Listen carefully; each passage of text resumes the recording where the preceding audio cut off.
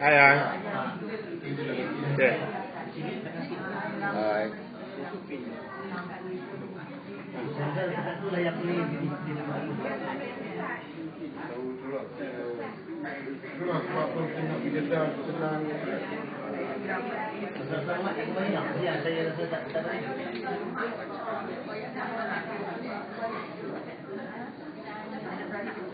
Sampai ke ekor pun tak? Nampak boleh petang ke? Dapat ke petang? Ya tak? Kalau pukul 3 9 jam. Pukul 8 malam. 10 malam tu? Ha? 10 malam. Pasal 5 jam. Kalau rumah dah tidur tu. Tapi ni catat flight tak? Catat flight ni dia boleh berubah. Kerja Madinah bila?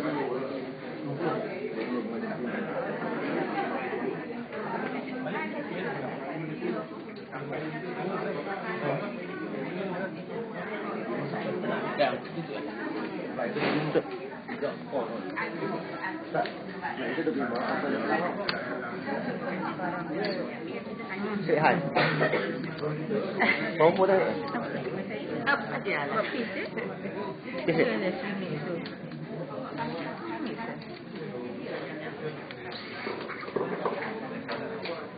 Tuan-tuan yang dirahmati Allah Subhanahu wa taala.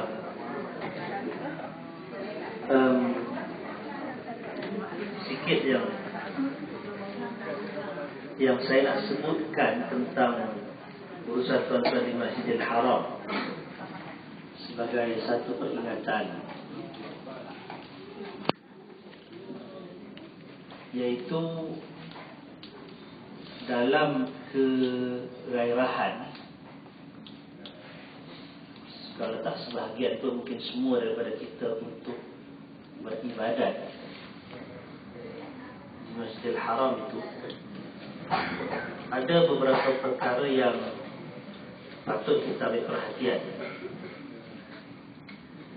Yaitu yang pertama sekali ialah kalau kita melihat kepada orang yang masuk masjid itu, kita akan jumpa 1001 macam karena. Kita akan lihat yang bermacam-macam bentuk dan gaya.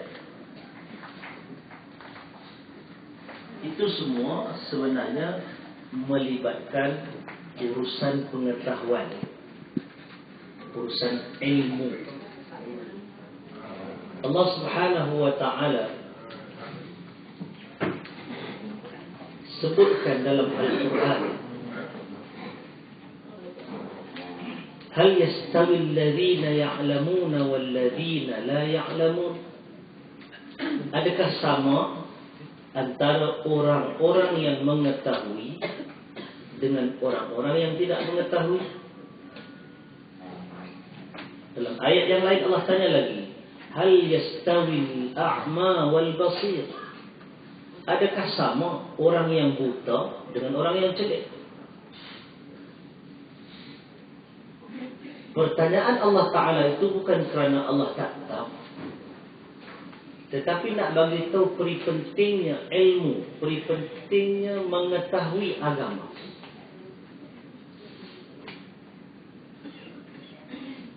Agama ni kena dengan ilmu. Ada beberapa perkara agama yang datang secara naluri, tabi'i. Perasaan ketuhanan, perasaan wujudnya Tuhan itu adalah sesuatu yang sangat tabi'i. Setiap jiwa manusia ini mengetahui, menyedari sebenarnya ada suatu kuasa agung yang mengurus tadbir alam ini. Suatu zat yang maha berkuasa, supreme power. Cuma bezanya ialah bagaimana ia mengendalikan naluri itu sehingga dia mengenal bahawasanya Tuhan ataupun kuasa yang agung itu sebenarnya ialah Allah Subhanahu wa ta'ala. Itu perkara yang naluri. Tetapi banyak juga aspek dalam agama ini yang sangat memerlukan kepada ilmu Dan Allah Ta'ala sebutkan perbandingan antara orang yang celik dengan orang yang buta, antara orang yang tahu dengan orang yang tidak tahu. Pasal itu kalau ditanya kenapa Nabi SAW sebutkan man salaka tariqan yaltamis fihi ilman sahhalallahu lahu tariqan ilal jannah. Barang siapa yang berjalan untuk menuntut ilmu, untuk mendapatkan ilmu, nescaya Allah Ta'ala permudahkan baginya jalan ke syurga. Allah Ta'ala bagikan ganjaran terus. Orang yang berusaha menuntut ilmu, orang yang berjalan, barangkali rasa susah nak pergi menuntut ilmu. Barangkali kita rasa macam berbaloi ke tidak nak dapat satu dua perkataan. Tetapi dijanjikan oleh Nabi SAW, janji daripada seorang manusia yang amanah, yang telah Allah Ta'ala bagi wahyu kepadanya, yang tidak akan berlaku dusta. Sahhalallahu lahu tariqan ilal jannah. Nescaya pasti Allah akan mudahkan baginya. Bukan kata confirm masuk syurga, dah. Kerana ramai juga orang yang berilmu, ada ayat, ada hadis yang cerita masuk neraka. Tetapi yang nak dimaksudkan di situ ialah orang yang ada ilmu, Allah Ta'ala mudahkan baginya jalan ke syurga. Pasal apa yang boleh jadi mudah masuk ke syurga? Kerana orang yang berilmu, dia akan mengetahui dengan ilmu yang dia pelajari tadi, apakah perkara yang untung untuk dia bawa jumpa Allah Ta'ala, apakah benda yang rugi bila dia bangkit depan Allah Ta'ala. Kerana hidup kita ni bukan sekadar hidup di dunia. Ramai orang yang menderita dan kecewa hidup di dunia, berkeluh kesah dengan apa yang dia ada, kerana dia hanya sukatan dunia. Dia cuma ada sukatan dunia, dia tak ada sukatan akhirat. Pasal itu apabila Rub'i bin Amir radhiyallahu an, seorang sahabat Nabi yang tak terkenal pun, bukan orang besar, bila ditanya oleh Rustum, Gubernur Parsi, apa yang menyebabkan kamu datang ke tempat kami? Dia jawab apa? Allahul ladzi ta'athana. Allah yang hantar kami. Untuk apa? Linukhrijan nas, untuk keluarkan manusia min ibadatil ibad, daripada mengabdikan diri kepada sesama hamba, ila ibadatillah, kepada mengabdikan diri kepada Allah. Wa min dhiqid dunya, daripada kesempitan dunia, ila si'atiha wal akhirah, kepada keluasannya dan juga luas akhirat. Wa min jawril adyan ila adlil Islam, dan daripada kezaliman, kekejaman agama-agama, pegangan-pegangan, kepada keadilan Islam. Panjang kalau nak huraian tu, tapi saya nak ambil apa yang disebut oleh Rub'i bin Amir ini. Ialah Islam datang nak keluarkan manusia daripada kesempitan dunia. Orang yang hanya fikir dunia, dia akan hidup sempit. Percayalah.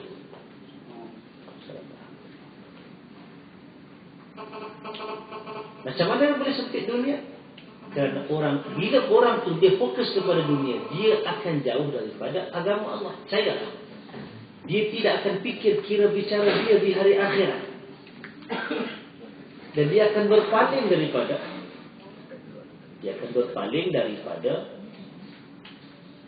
ajaran agama. Dan Allah Ta'ala bagi ancaman, wa man a'rada an dzikri fa inna lahu ma'ishatan dhanka wa nahsyuruhum yawmal qiyamati a'ma. Barang siapa yang berpaling daripada peringatanku, kata Allah,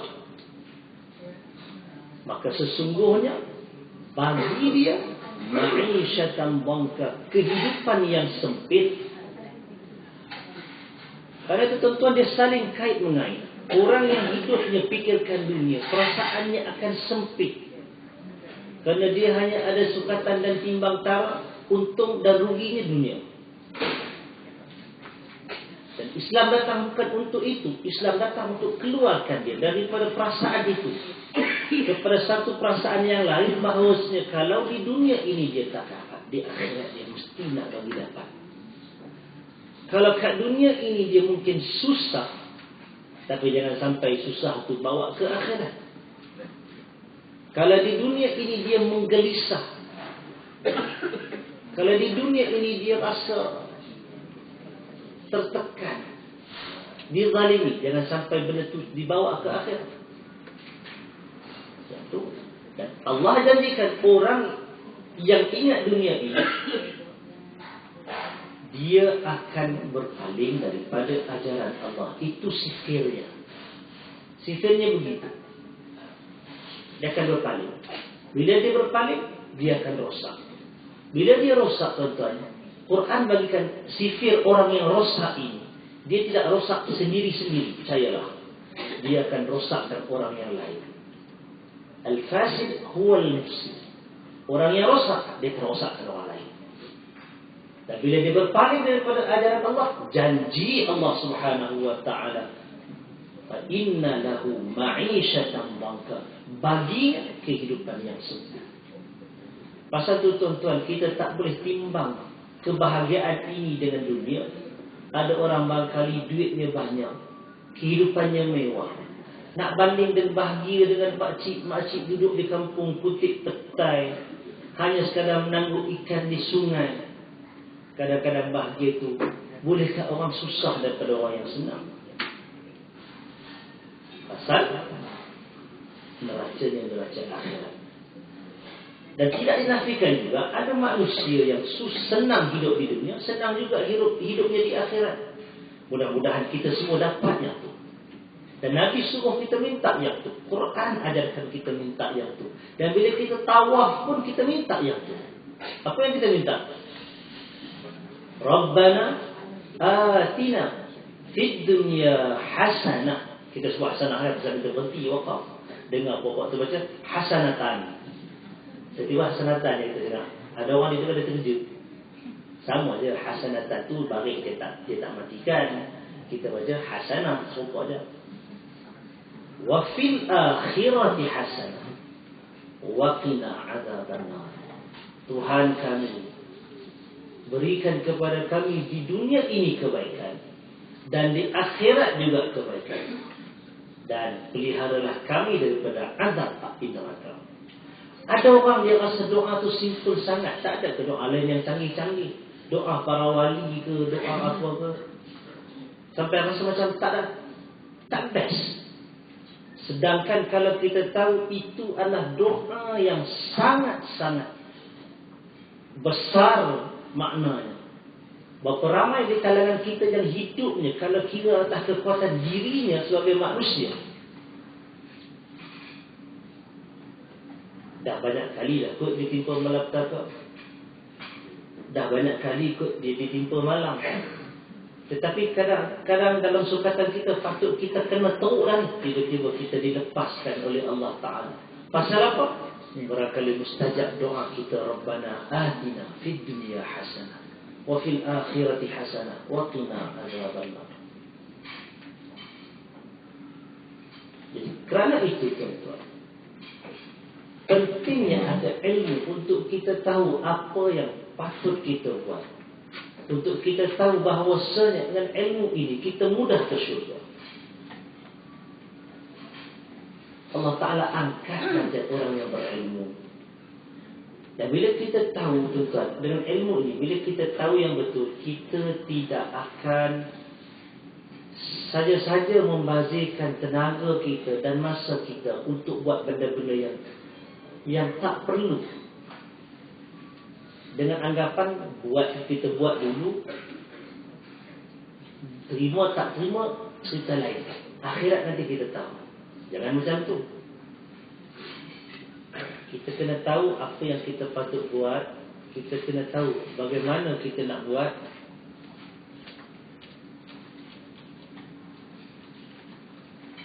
barulah amalan kita itu akan berbaloi.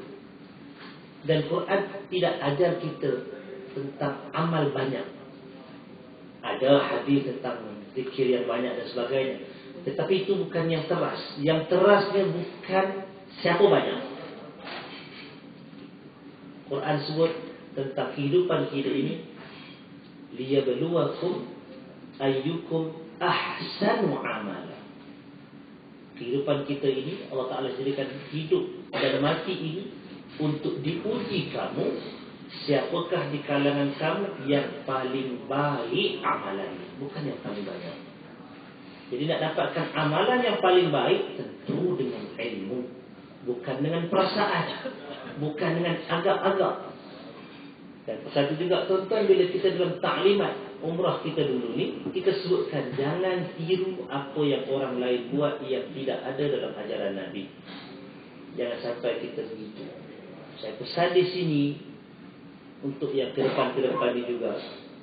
Kadang-kadang kita tengok bila masuk masjid, perasaan, emosi itu memang ada. Bukan salah kita ada satu perasaan khusyuk, syahdu. Itu tanda orang yang ada iman mudah-mudahan dalam diri dia. Nampak kebesaran Allah Ta'ala, sayu hati dia, tak pernah termimpi untuk jejak kaki ke Baitullah, ke Masjidil Haram. Hari itu dapat jejak kaki, dapat nampak Kaabah live depan mata, yang tak pernah terfikir. Itu benda besar. Kalau emosi kita bergolak, bermain dengan perasaan, itu benda yang biasa. Cuma kita kena ikat, kita kena kawal dia supaya jangan membazir begitu. Jadi antara benda yang tidak diajarkan oleh Nabi SAW, sampai dekat nampak Kaabah, pergi lambai Kaabah, tak ada. Bukan ada siapa kat situ nak pergi lambai. Sungguhlah orang kata rumah Allah. Jadi tuan-tuan janganlah disangka perkataan sangkaan-sangkaan yang buruk. Kaabah itu ialah tempat menyatukan kiblat seluruh umat Islam. Kita tak sembah Kaabah, kita sembah Allah. Dan kalau solat pun, even kalau dalam masjid sekalipun, bukan jadi syarat kena nampak Kaabah, tapi kena mengarah ke Kaabah. Jadi kalau solat belakang tiang pun tak apa, solat di sebalik tu pun tak apa. Jadi kalau tidak ada yang keluar ketua, nak solat mesti nak nampak Kaabah, tak payah.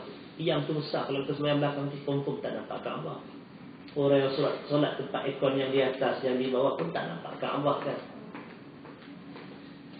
Kalau nampak Kaabah tu barangkali boleh memudahkan khusyuk, ya, alhamdulillah. Jadi antara benarnya tak perlu lambai tangan, kokok dia lambai tangan, nak pucuk ke apa ke, tak perlu. Nanti ni nak pesan untuk yang tawaf wada' nanti pun, kita akan nampak, kita nampak bila orang tawaf wada' ni, sekali ada yang lepas dia habis tawaf semua, dia akan jalan mengundur. Dia jalan mengundur, dia buat ambil gear reverse, jalan sampai naik tangga. Hak jatuh tu berpuluh orang dah jatuh. Jadi lepas tahu ada jalan terbiasa lah. Ada orang kata tak gamak nak bagi membelakangkan Kaabah. Itu perasaan yang tidak dikawal dalam ilmu. Tak jadi masalah, jalanlah. Itu satu benda yang asas yang kita kena faham.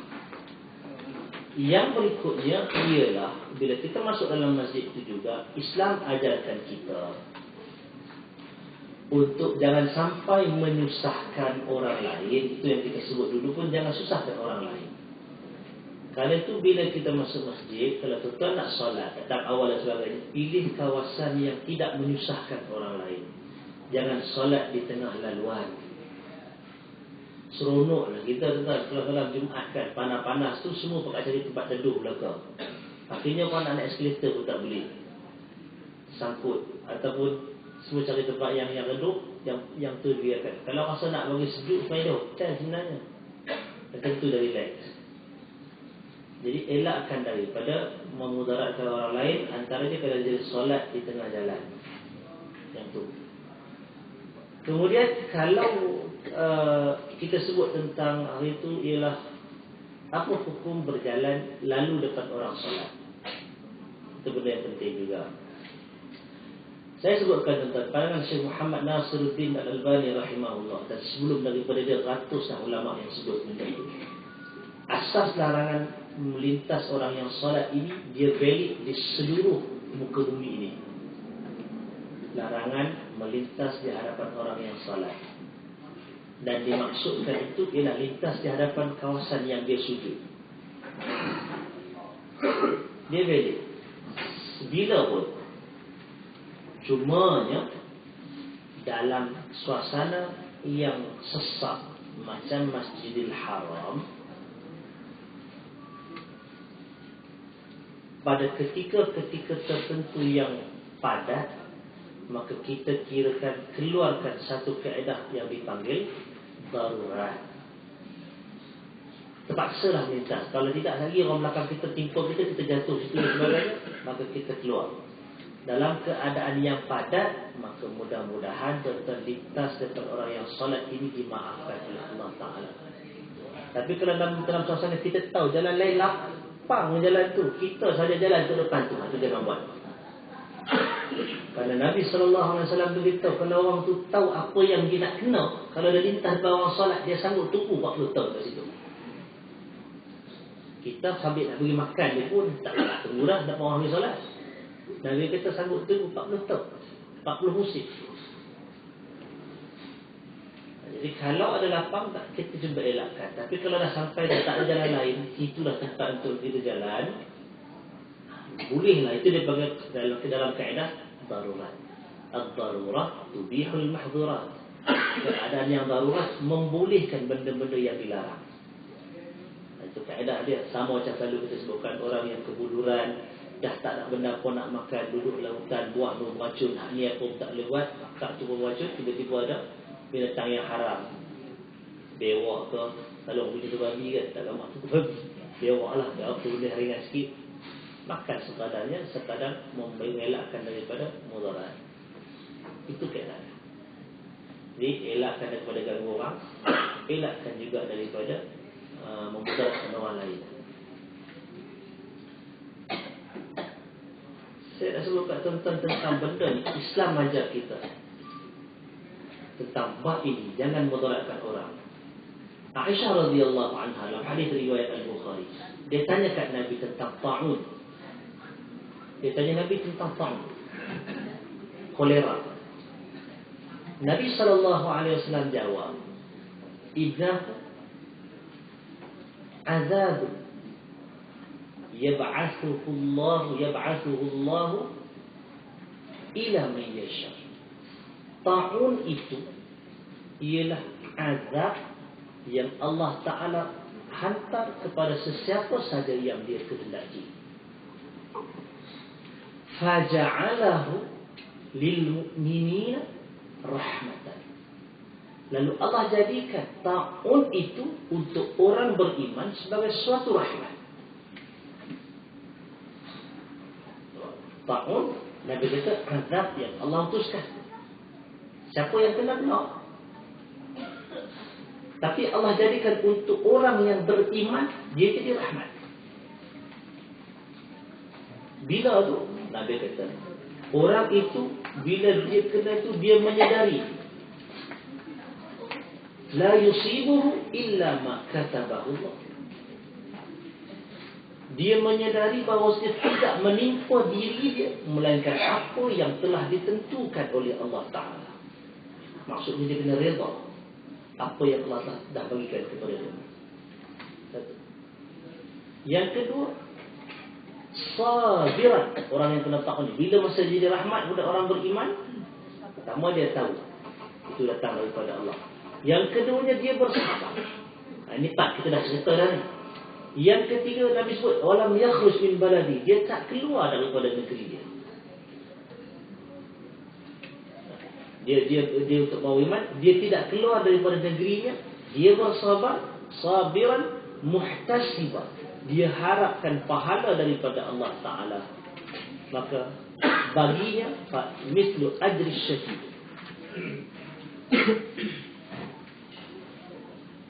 Bagi orang ini dapat pahala syahid. Tuan-tuan yang dirahmati Allah, saya dah sebut tadi tentang pentingnya kita tahu benda. Dan dia berkait dengan mudarat. Orang yang ditimpa ta'un, Nabi kata tadi, ta'un ialah azab. Tapi azab itu juga dalam masa yang sama adalah rahmat untuk orang beriman. Maka dengan itu tuan-tuan, ada beza orang beriman dengan orang tak beriman. Yang ditimpa ta'un mungkin 3-4 orang, tapi yang beriman dapat habuan lain, dia jadi rahmat. Untuk yang tak beriman, dia jadi azab semata-mata. Tapi yang dikatakan rahmat itu macam mana pula? Ada syarat dia yang perlu diletak, yang dia perlu pegang. Yang pertama Nabi kata, lam yakhruj min baladi, dia tak keluar daripada negeri dia. Apa itu saya nak sebut tadi? Kenapa orang ta'un tak dibenarkan keluar daripada negeri dia? Kerana ta'un adalah wabak. Dia boleh menyebabkan tersebarnya kepada orang lain.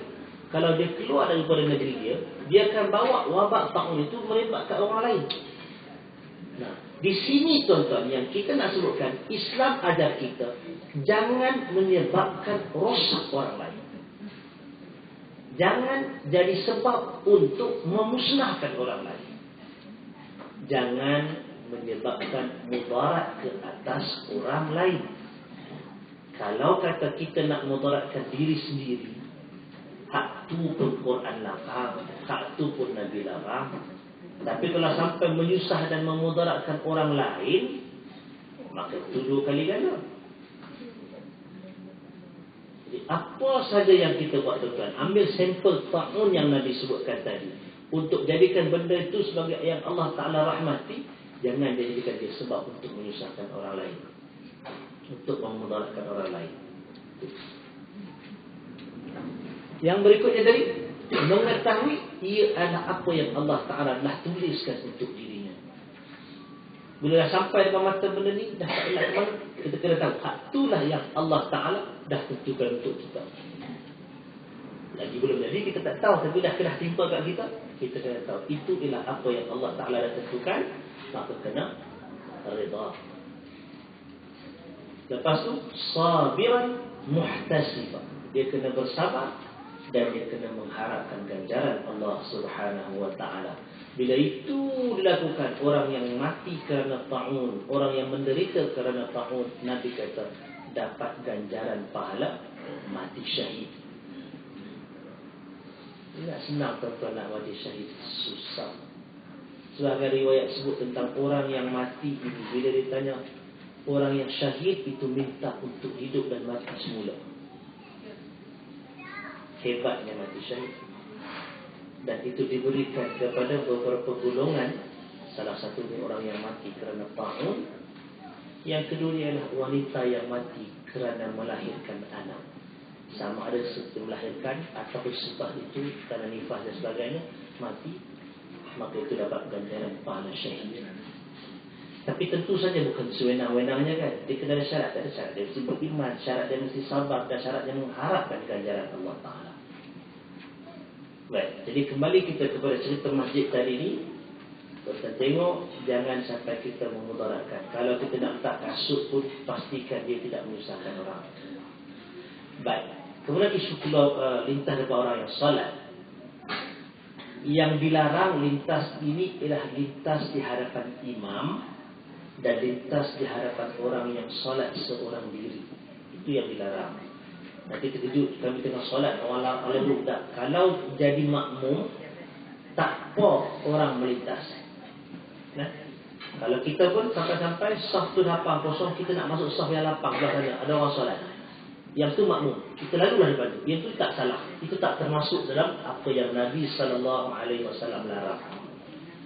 Buktinya ialah hadis yang diriwayatkan oleh Al-Bukhari tentang Ibnu Abbas radhiyallahu anhuma yang lalu naik kaldai betina himarin asan, lalu depan saf orang yang solat di Mina. Nabi tak marah pun. Sahabat Nabi tak ada siapa pergi sekat, tak ada siapa pergi katok lah, kalau dia tak ada. Jadi itu tentang solat. Demikian dengan baca Quran. Tuan-tuan nak kena jaga. Bila baca Quran, tambah kalau yang di lantai bawah itu, kalau dah ada orang nak melangkah, kita tahu jangan langkah, elak-elaklah sikit, jangan sampai dia melangkah Quran. Kita pun kalau langkah orang jaga-jaga, sampai janganlah langkah orang yang sedang baca Quran. Dan rasa-rasa orang kita tak buat kot. Kalau kita nak melintas, kita tertik juga kan. Tapi hak puak lain dia boleh pegang kepala kita ni, dia pegang kepala, dia tekan, dia langkah. Ada yang nak kena lah? Kena dah. Itulah pengalaman Mekah. Kalau tak sayang, tu tak main Mekah lah. Jangan rasa pelik dan tak sadar angin. Itulah Mekah. Kalau balik Malaysia, kita tak tahu, tak ada apa pun, tak thrill. Biasalah benda tu. Kalau tak kena kat kita sendiri pun, barangkali dia kena kat orang lain yang kita nampak. Jadi kita janganlah buat macam tu. Jangan mentang-mentang orang buat, kita nak buat sama. Dia perangai meniru ni tuan cukup buruk. Kalau meniru benda yang buruk kan, janganlah tiru benda-benda macam tu. Kita cuba kalau nak langkah, kita laksana. Tapi dia elok lah. Tak payahlah kita dia tunduk, dia tu letih lah kita kan. Banyak lima sah lagi nak ke depan tu. Tapi janganlah sampai kita pegang. Dia tak tahu Arab tak pernah buat pun. Jadi dia one step song. Dia bukan tak pegang, dia tekan kat tu. Memanglah sakit. Pasal tu saya sebut, benda ni perlukan kesabaran. Perjalanan umrah ni lah perjalanan penuh kesabaran. Kalau tak sabar, saya pun sangat tahu ada saya mengajar. Kalau tak sabar, betul-betul sabar dulu, baru berasa. Kalau tidak, tak sadar pergi. Bangkit bersilat. Saya pernah sekali tak tahun bila yang depan Kaabah. Pak Cik tu bukan Melayu siap ke samping lagi rasanya. Bila digat tu halau dari belakang, dia boleh berhenti, dia buka apa nama, kuda-kuda silat tu. Dia naik angin kat situ. Nak tak siapa kenal dia kan. Tapi orang tahu lah tu dia pakai tu mesti Melayu lah. Jadi tak usah naik angin. Kita datang ke rumah Allah Ta'ala, kita dah tinggalkan segala diri kita yang apa-apa semua tinggal di Malaysia. Kita adalah hamba Allah Ta'ala datang. Semua orang sama hamba Allah. Yang membezakan tu tadi, kepahaman agama, ilmunya, kesedarannya, kekhusyukannya, itu yang membezakan antara satu sama lain. Yang bila kita simpul-simpulkan, yang paling tinggi takwanya, hak tu yang paling dekat dengan Allah Ta'ala, itu yang paling mulia. Bukan orang yang lain-lain. Neraca takwa. Walaupun dia mungkin nobody di kalangan manusia.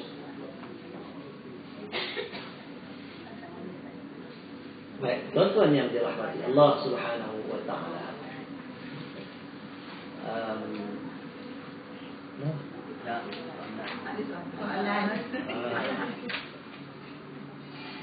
Apa lagi dah sebut tentang pada tu, solat. Kemudian orang tanya tentang solat sunat.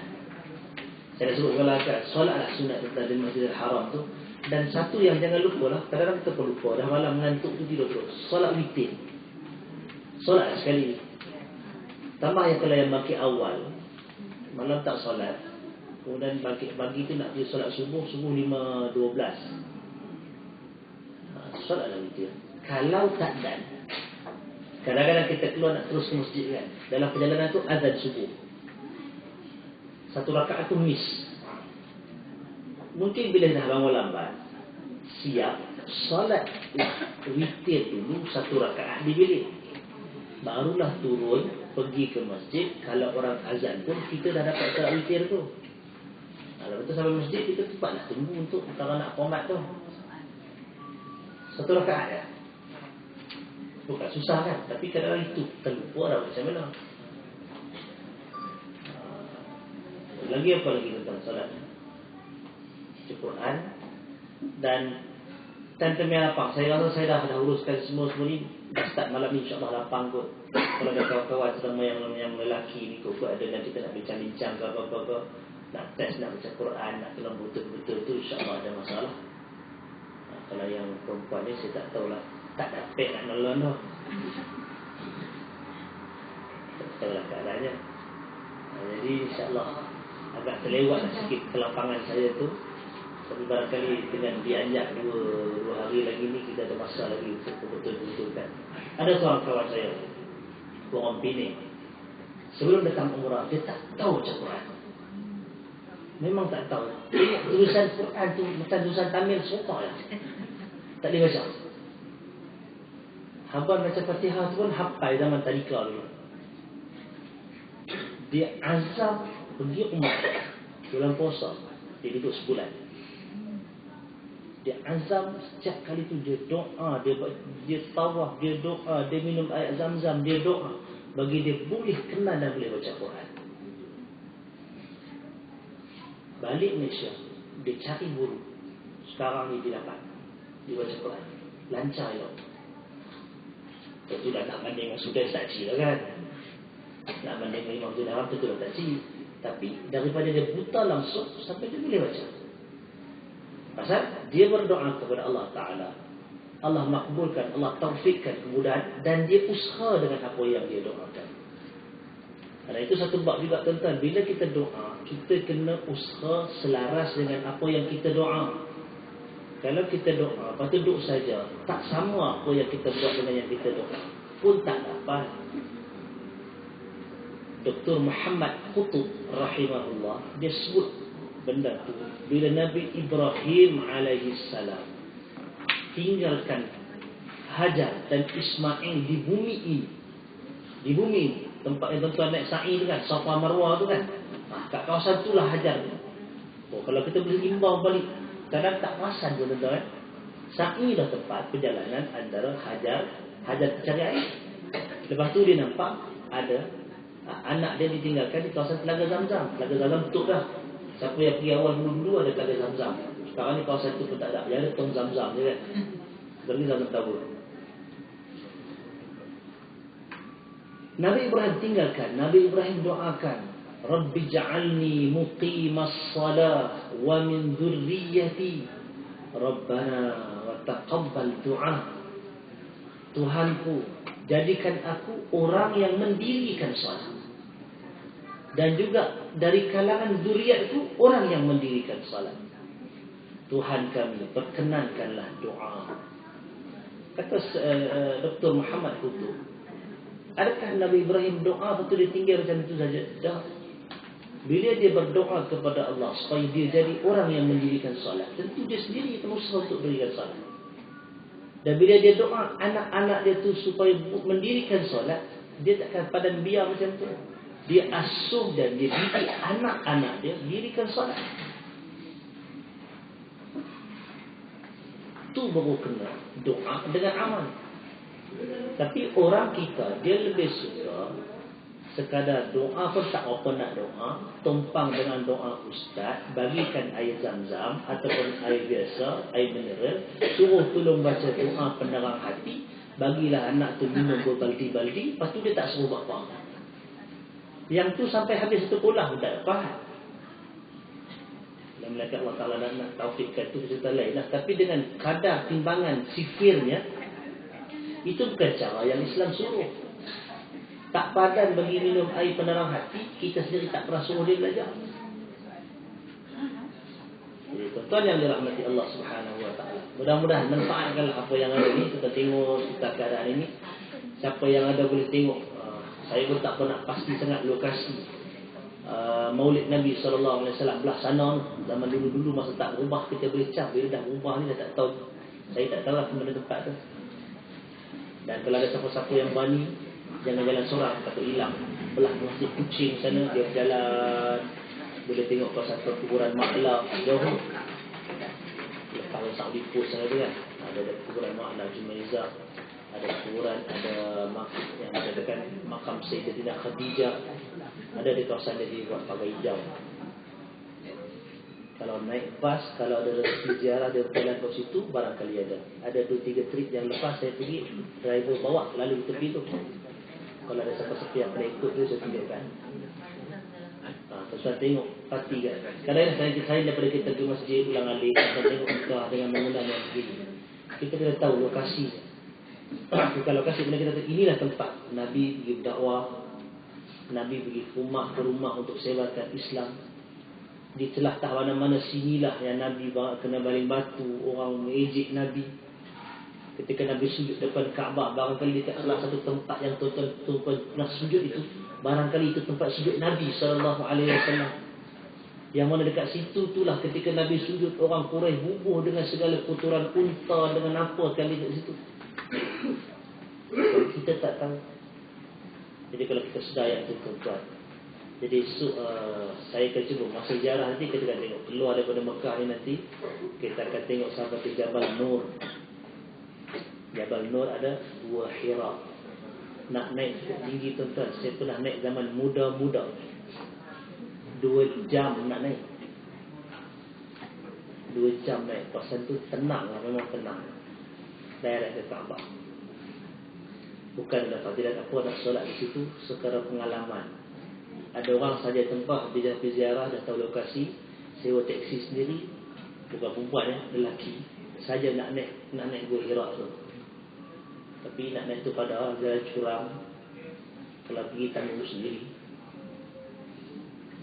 Dan tempat tu pula ialah bukan ada apa-apa istimewa pun, cuma sekadar kita tahu inilah kawasan apa nama Nabi pernah pertama kali menerima wahyu. Tengok kat dinding tepi-tepi tu macam-macam orang tulis Arab, tulis Pakistan, tulis Ahmad Wasir pun ada juga, Protecting Witness pun ada, orang tulis kat dinding kan. Itu Gua Hira. Kita akan tengok kemudian ada Gua Saur. Gua Saur ini ialah tempat persembunyian Nabi SAW bersama Abu Bakar dalam peristiwa hijrah. Esok insya-Allah kalau bagi yang belum ziarah, kita akan bawa, kita akan tengok lokasinya. Datang tu kita pergi tengok dengan feel tuan-tuan. Jangan duduk saja masuk bah tidur. Masuk tidur. Apa yang dapat? Kalau nak tidur jangan lambat, situ dalam bilik lagi best. Tengok macam mana perjalanan. Rasakan cuaca perjalanan tu. Nabi keluar pada bulan Rabiul Awal. Kita ni Rabiul Akhir kan. Lebih awal sebulan. Kalau ikut timing biasa masa sejuk tu. Keluar sembunyi-sembunyi nak naik ke Gua Saur, kemudian duduk di sana pula. Abu Bakar kena sengat dengan binatang bisau. Semua cerita tu tuan-tuan tahulah kau tu kan.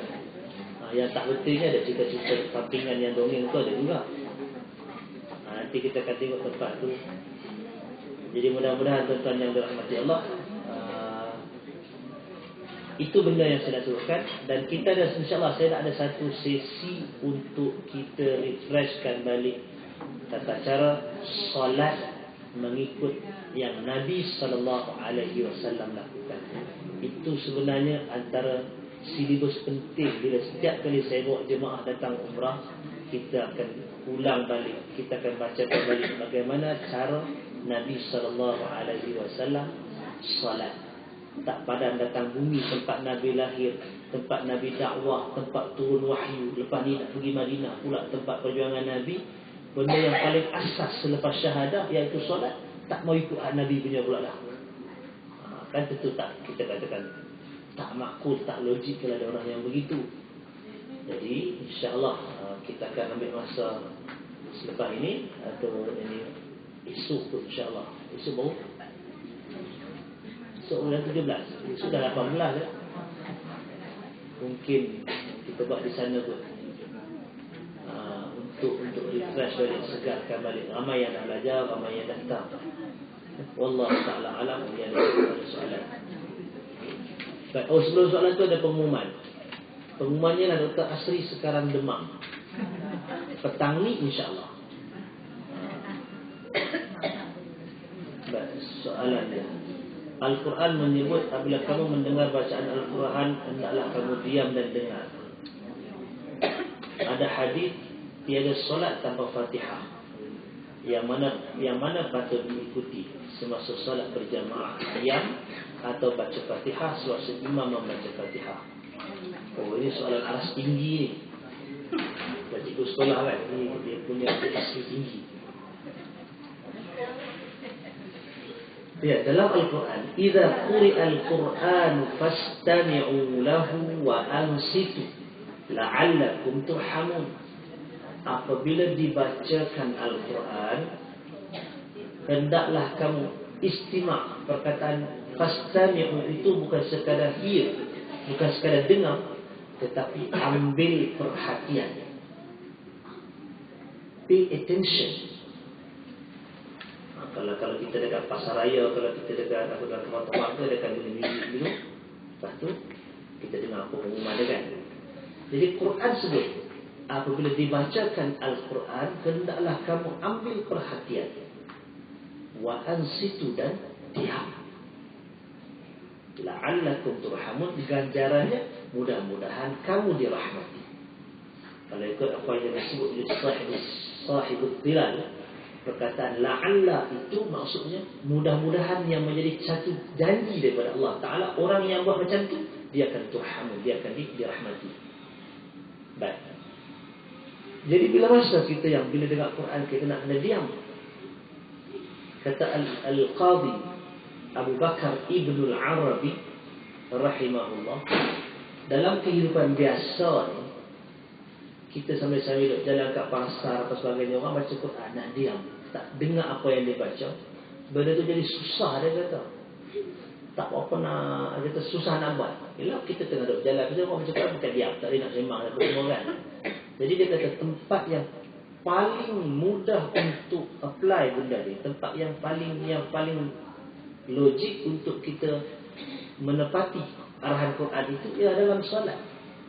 Pasal dalam solat bila imam baca, kita dengar dan kita diam. Itu kata Al-Qadhi Abu Bakar Ibn Al-Arabi rahimahullah. Tapi kalau kita diam dalam ketika, bila nak bisa diam, maksudnya ketika imam baca, kita diam. Kalau kita baca, kita diam, tentu tak boleh kan? Ketika imam baca, kita diam. Itu yang dimaksudkan oleh Ibn Al-Arabi. Tapi ada hadis Nabi SAW yang Nabi sebutkan, la salata liman lam yaqra bi fatihatil kitab. Ada sahih. Tidak ada solat bagi orang yang tidak membaca Fatihatul Kitab, yang tak baca surah Fatihah. Jadi yang jadi masalah sekarang ini ialah ketika imam baca, kita pun baca. Kan? Dah tak ikut arahan Quran tadi. Tapi kalau kita tak baca Fatihah lagi dan kita nak dengar yang tu, dengar imam baca dan kita tak baca, ada hadis Nabi kata tak sah solat tak baca Fatihah. Jadi bagaimana para ulama mensinkroniskan, menyelaraskan antara dua dalil ini? Wallahu ta'ala a'lam. Ini adalah perbezaan pandangan ulama yang kita kena hormat kedua-dua pandangan yang ada. Bagi ulama yang berpegang bahawasanya macam yang Al-Qadhi Ibn Arabi kata tadi, ialah kalau kita sepanjang perjalanan hari kita ni, orang baca Quran kita kena diam, baca Quran kita kena dengar itu. Susah hidup nak mesyuarat. Tak boleh itu semua. Tambah kalau tuan-tuan kata tengah mesyuarat, masjid sebelah tu pasang Quran pula hari Jumaat kan, puan-puan. Tak mesyuarat dah kita kalau nak pakai Quran. Jadi satu-satunya cara tadi ialah dalam solat lah. Ketika imam baca tu kita diam. Hati boleh agak realistik nak buat. Jadi bagi ulama yang berpegang begini, menyatakan itu yang kena buat. Habis tu ayat Quran dan hadis Nabi tadi yang kata kalau baca Fatihah, kalau tak baca Fatihah tak sah solat. Maka ulama grup yang pertama ni kata yang kena baca Fatihah ni ialah masa imam, kita tak dengar imam baca. Ketika solat Zuhur, Asar, dengar tak imam baca? Tak dengar kan? Jadi 4 rakaat kena baca Fatihah. Kita nak keluarkan daripada hak Quran dari itu. Kalau dalam solat maghrib rakaat ketiga dengar imam baca? Tak dengar? Itu kena baca Fatihah. Demikian juga solat Isya, rakaat ketiga dan keempat pun kita tak dengar imam baca. Jadi 3 dan 4 tu baca Fatihah. Rakaat pertama dan kedua subuh, maghrib, Isya, apa lagi? Jumaat, masa imam baca tu kita tak baca. Sekalipun Fatihah tidak dibaca. Itu satu pandangan. Boleh, mana dah gabungkan. Kalau kita solat seorang diri, kena baca lah Fatihah tu. Takkan tak baca Fatihah, diam macam tu solat apa kan? Jadi solat seorang diri atau jadi imam ataupun kalau jadi makmum pada rakaat ketiga dan keempat tu ataupun untuk solat siang, maka kita tak baca Fatihah, kita dengar apa yang imam baca. Itu satu pandangan ulama yang kita kena iktiraf dan kita terima. Kalau siapa rasa hak tu nampak logik, ya silakan. Kita dah bagi dalil tadi, tuan-tuan pegang dalil itu. Pandangan yang berikutnya di kalangan ulama ialah bila dah kata tidak ada, tak sah solat melainkan kena baca Fatihah, maka pada tiap-tiap rakaat, sama ada dia imam ataupun dia jadi makmum ataupun dia solat seorang diri, dia kena baca Fatihah tiap-tiap waktu, tiap-tiap rakaat. Habis tu ayat Quran tadi, ayat Quran ni tadi kita kena praktik di luar daripada solat. Maknanya kalau hari biasa orang tengah-tengah pasang Quran, kita kena diam, dengar. Dia kata dia macam tu pula.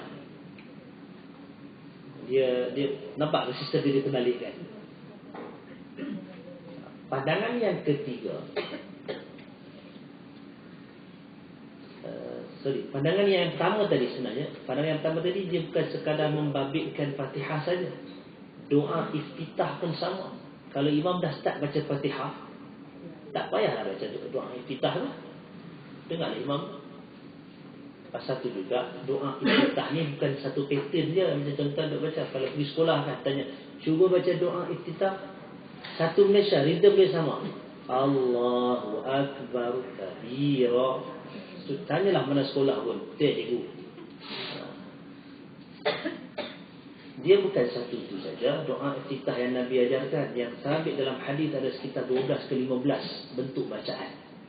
Hak tu yang kata pernah ada ilmu untuk bila kita tahu imam tu jenis kita takbir tak dan baca panjang, dia dah baca Fatihah. Takkan kita tak baca doa iftitah selalu kan? Ambil dia pendek. Tak pendek tu nak tahu lah, kena belajar. Jadi tukar-tukarlah. Bukanlah senang nak ngapal lah. Usia masing-masing pun dah banyak macam-macam dalam kepala, nak ngapal bukan dah senang kan. Tapi kalau sekurang-kurangnya kita adalah bacaan yang kedua dan ketiga.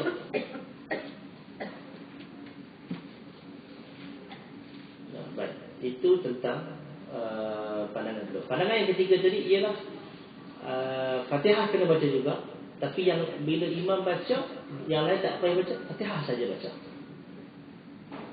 Kalau imam dah start baca dengan kuat. Itu pandangan yang ketiga. Ada juga cara yang lain yang dicadangkan, tapi itu sebenarnya tak disokong oleh mana-mana hadis, iaitu imam lepas baca Fatihah dia kena diam.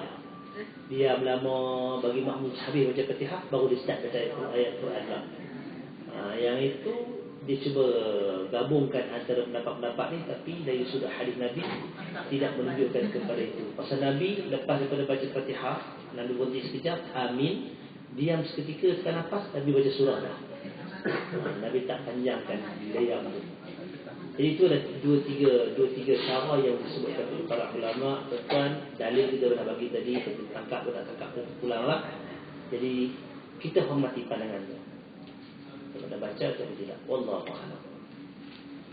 Soalan bagi arah ini juga. Apakah hukum wanita yang berhadas besar berada di masjid untuk mendengar kuliah atau tazkirah? Oh, A dengan B, boleh atau tak boleh? Saya bagi soalan objektif, saya tanda je, saya jawablah tanda ya. Saya tanda A. Boleh ataupun tidak? Wallahu ta'ala alam. Asas larangan untuk wanita berhadas masuk masjid ada. Memang dilarang untuk wanita yang berhadas masuk masjid. Asas itu ada. Hadisnya sahih. Cumanya para ulama bincang kenapa. Ada benda yang kenapa tak boleh nak jawab. Kenapa tawaf nak kena pusing anti-clockwise? Tak ada jawapan kita. Tentang bolehlah buat ujian saintifik ke apa-apa, tapi kita tak tahu kenapa begitu. Tapi ada juga dalam agama ini yang benda itu disebutkan kenapa. Jadi ulama bincang, adakah sesuatu yang menyebabkan wanita berhadas ini dilarang?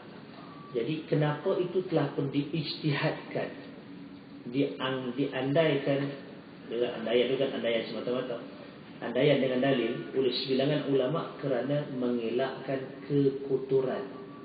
Mengambil kira di zaman Nabi SAW, bukan dekat zaman Nabi tu tuan, kalau kira 30 tahun dulu pun tak serupa sekarang. Kalau sekarang ni berapa jam jenama dah, jam naik kapal terbang, yang naik pusing-pusing golek-golek, yang naik basikal lalu kot longkang, semua ada kan. Jadi benda-benda macam tu tak ada zaman dulu. Jadi dipikirkan barangkali berlakunya tumpahan dan sebagainya, kotoran itu akan mengotorkan masjid. Itu disebut oleh Syekhul Islam Zakaria Al-Ansari dalam Fathul Wahhab. Pokoknya mengatakan pandangan sebilangan fuqaha, larangan itu ialah kerana mengelakkan kekotoran. Tetapi seandainya telah dijamin tidak akan berlaku benda itu, maknanya dengan adanya kemudahan sekarang ni, tuala wanita dan sebagainya, maka illah larangan tadi telah pun hilang. Bila illahnya, sebab larangan itu hilang dengan larangan-larangan sekali, maka dia jadi boleh. Tahu mana apa nama larangan di kerana kekotoran? Maka dijawab oleh ulama ini tadi, dibuktikan dengan beberapa hadis, antaranya salah satunya hadis riwayat Al-Bukhari dan Muslim. Nabi salat, Nabi ada khumrah dipanggil, sejadah kecil, letak untuk sejadah, bukanlah sepanjang masa dia pakai, sekali-sekali dia pakai, dia letak di situ. Bila Nabi salat, Nabi kalau letak sujud di situ. Satu hari Nabi balik rumah Aisyah, Nabi tertinggal dalam masjid. Nabi suruh Aisyah ambil sejadah itu. Aisyah kata apa? Tuhai. Nabi kata tangan tak kotor. Maksudnya tamu masuk masjid. Nabi suruh Aisyah masuk masjid, ambil. Yang keduanya, ambil itu dengan tangan, dan tangan itu tidak mengotorkan masjid. Maka disitulah, daripada hadis itulah yang digunakan oleh sebilangan ulama tadi. Maksudnya larang tadi tu takut kotorkan. Bila dah jamin tak kotor, maka bolehlah untuk dia mendengarnya. Wallahu a'lam. Nampak dalam keadaan tu saya cenderung untuk yang ini. Kalau ada orang kata tak, kami tak setuju, kita pulang. Pasal memang ada pandangan yang lebih rigid, kita tak. Bila-bila pun, bila haid, nifas, perempuan tak boleh masuk masjid. Pun ada juga pandangan itu, merujuk kepada kembali kepada larangan yang asal, Nabi tak pergi masuk masjid. Pun kita boleh iktiraf juga benda itu. Jadi wallahu alam, itulah dua pandangan yang ada. Baca Quran. Ya. Orang haid baca Quran. Saya boleh sebut kat sekolah, ada budak pindah sekolah tu yang ramai. Larangan baca Quran, larangan wanita haid baca Quran ada datang dalam dua hadis riwayat Ahmad, dan di dalam kedua-dua hadis itu ada lelaki yang bernama Ismail bin Ayyash. Ismail bin Ayyash ini seorang lelaki yang dhaif. Bila dia mengambil daripada orang-orang Syam. Jadi hadis itu cukup syarat untuk dhaif. Kedua-dua larangan wanita membaca Al-Quran ketika haid, kedua-duanya ialah hadis yang lemah.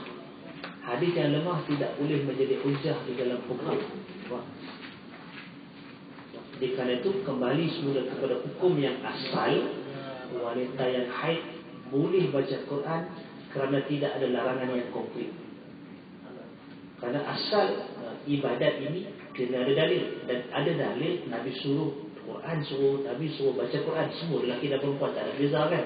Jadi bila nak batalkan yang boleh ni, kena datang dengan dalil yang kuat, dan dalil yang kuat tak ada untuk itu.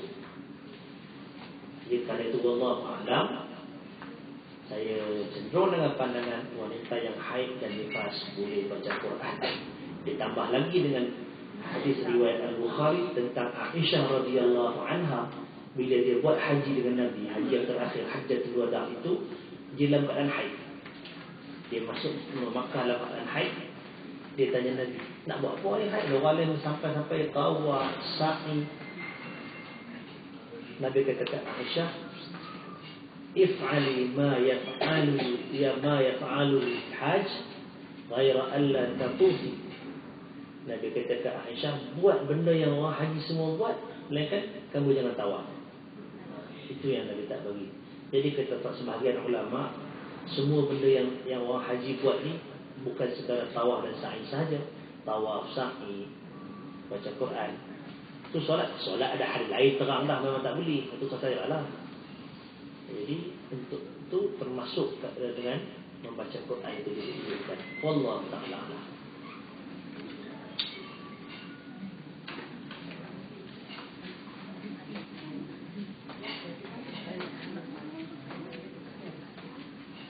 Hukum mengerjakan umrah bagi yang tiada, sama ada ianya boleh dilakukan oleh anak perempuan atau lelaki. Baik, wallahu ta'ala alam. Ada dua di sini. Dari sudut melakukan umrah bagi ibu dan ayah ini tidak dihadkan. Lelaki boleh buat untuk ibunya, perempuan boleh buat untuk ayahnya, demikian juga sebaliknya boleh berlaku. Karena hadis-hadis Nabi Nabi Al-Bukhari umpamanya, seorang lelaki tu dia kata mak dia nazar nak buat, jadi mak dia tak boleh buat, dia yang tolong buat, tu anak lelaki. Yang perempuan pula nak buat untuk bapak dia pun nak diizinkan. Jadi tidak ada larangan untuk siapa yang nak buat haji untuk orang yang telah meninggal dunia. Cuma dalam hadis para fuqaha empat mazhab menyatakan syarat itu yang nampak boleh menepati dengan dalil. Wallahu a'lam.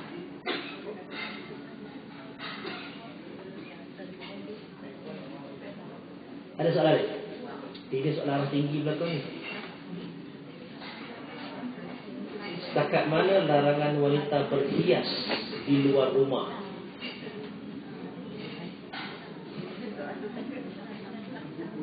Adakah dilarang memakai makeup, berpakaian berbunga-bunga dan warna-warni? Wallahu ta'ala alam. Tuan-tuan, pakaian ini juga selain dia ada teras core peraturan dia, jadi ada flexibility dia berdasarkan kepada uruf ataupun budaya setempat. Itu kita kena ambil kira kerana orang-orang Afrika dia punya pakaian memang jadi bunga-bunga pula. Adakah pakaian yang berbunga-bunga mereka tu juga akan tak boleh keluar rumah kan? Jadi itu sudut budaya setempat tu perlu diambil kira juga. Cuma adalah yang asas. Yang asas maksudnya ialah mestilah pakaian itu menutup aurat. Banyak hadis tentang celaan Nabi dan laknat daripada Allah Subhanahu wa taala untuk al-'ariyatil kasiyatil ma'ilatil mumilat, yang berpakaian tapi telanjang, yang berjalannya catwalk, jalannya tu menarik perhatian, bergoyang sana bergoyang sini. Jadi itu antara benda-benda yang asas untuk ditinggalkan. Jadi pakai pakaian yang menutup aurat, yang tidak jarang, yang menampakkan kulit dan tubuh badan. Itu pun kena ambil kira juga. Kalau orang yang dah badannya besar sangat, tak mana pun mesti nampak untuk badan juga. Betul lah kita katakan hukum itu dia akan ada kelonggaran di situ. Jadi yang pentingnya ialah jangan dia asasnya tadi ialah menutup aurat. Tidak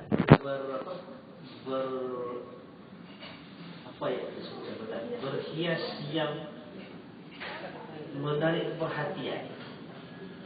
Selalunya ada konflik jiwa di kalangan orang perempuan ni, mak dia cakap dia kata kalau tak pakai makeup tu hilang keyakinan diri. Barangkali masa sejak diri dah guna makeup pun. Biasa-biasa sudahlah. Kalau ada orang ada masalah, bibir pecah dan sebagainya, tak mau nampak kusam, jangan sampai nampak macam wayang Cina, opera Cina tu nampak macam Ronald McDonald. Kalau dia tu memang tarik perhatian orang semua tu. Jadi saya berpandangan dari sudut asasnya tutup aurat, tidak jarang, tidak nampak tubuh badan dan tidak melampaui batasan pakaian ataupun kita katakan tidak menarik perhatian. Itulah syarat yang agak keras. Selebihnya tentang warna ke apa jenis kain fabrik ke, itu saya bukan topi fabrik, jadi saya tak tahu lah macam itu. Cuma asal jadi jangan sampai ia menimbulkan fitnah dan gairah kepada orang lain. Jadi sekarang ni musim umrah tak nampak sangat, atau kalau musim haji Musim haji ni kadang-kadang agak sambil lewa sebagai jemaah tu. Haji ni lama, 40 hari. Lelaki tak jumpa isteri, isteri jumpa lelaki lama. Jadi kok jalan tu nampak macam-macam, boleh pening macam tu ya. Jadi kerana itu kena timbang rasa lah pada orang lain. Janganlah berpakaian yang kadang-kadang tu pergi masjid pakai telepung. Ke telepung kan, lepas tu singkat telepung atas. Yang jalan ke belakang dia bergandang macam tu je lah. Jadi nak kena jaga.